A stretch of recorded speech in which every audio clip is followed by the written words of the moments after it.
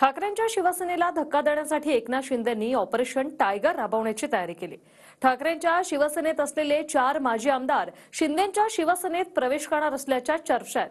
तर कोकणातला ठाकरेंचा आणखी एक नेता भाजपचं कमळ हाती घेण्याची शक्यता आहे।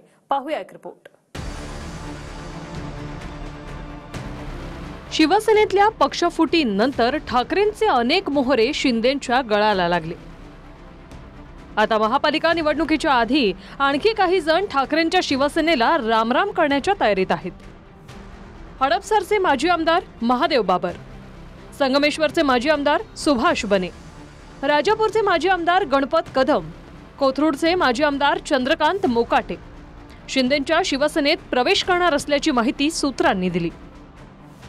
अनेक विभागातले लोक, अनेक दिग्गज आमच्या प्रत्येकाच्या संपर्कामध्ये आहेत।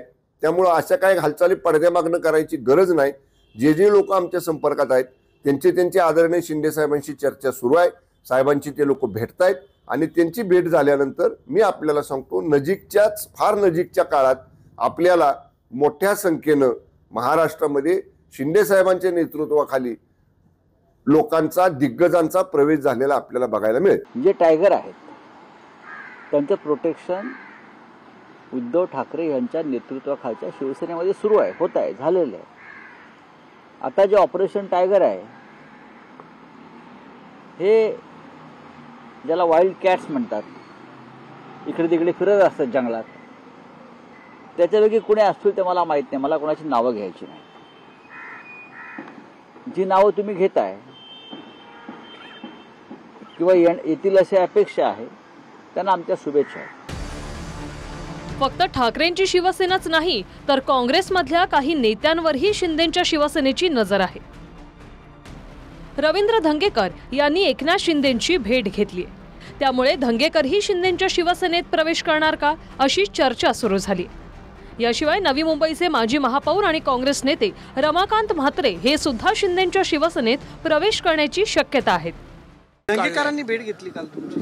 मोठे अरे बाबा, मला पडलेले ते सगळे आता शिंदे साहेब तुमच्या संपर्कात आहात, भेटता मला कोणी भेटू शकतो। मी राज्याचा उपमुख्यमंत्री आहे, नगरविकास मंत्री आहे, हाऊसिंग मंत्री आहे, त्यामुळे माझ्याकडे कामं असतात। हो, कामं असतात, त्या कामासाठी ते येतात। आणि जे मी असं कधी दुजाभाव केलाय का? मी मुख्यमंत्री असताना सगळ्या पक्षाचे लोक मला भेटायचे, तसे भेटतात। आता का तुम्हाला शंका आताच काय येऊ लागली? मी काय म्हणलो, माझ्या वैयक्तिक कामासाठी मी भेटलो। अजून मला काय वाटलं तर मी अजून अजितदादांना बी भेटू शकतो, कारण ते माझं संबंध आहेत पूर्वीपासून। प्रवेश नाही करणार? नाही, पक्ष प्रवेश काँग्रेसमध्येच राहणार, काँग्रेसमध्ये। दुसरीकडे तळ कोकणात ठाकरे गटाला मोठा धक्का बसण्याची शक्यता आहे। गेल्या अनेक दिवसांपासून अस्वस्थ असलेले राजन साळवी 3 तारखेला भाजपमध्ये प्रवेश करणार अशी माहिती आहे। माझं आणि त्यांचं कालच बोलणं झालं, सुनील राऊतांचं त्यांचं सुद्धा कालच बोलणं झालं। त्यांच्या बोलण्यातून तसं मला अजून जाणवत नाही।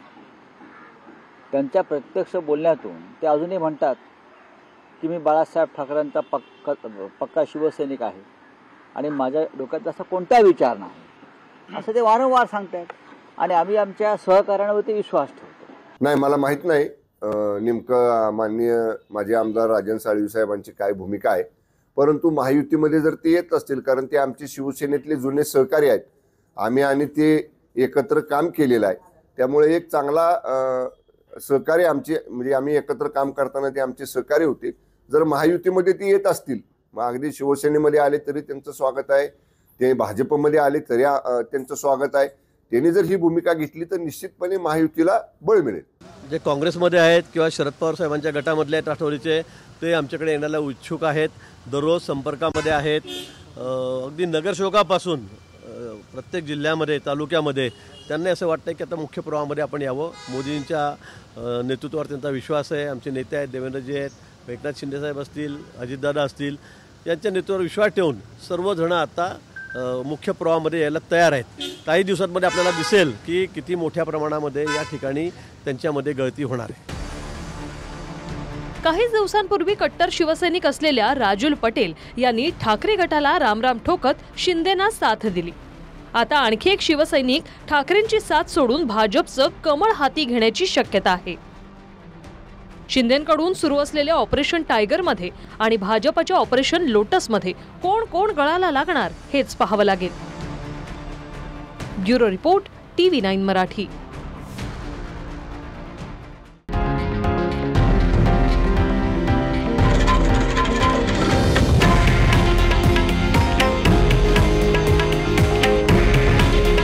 हे आहे देशातील नंबर 1 न्यूज नेटवर्क आणि आपण पाहत आहात TV9 मराठी.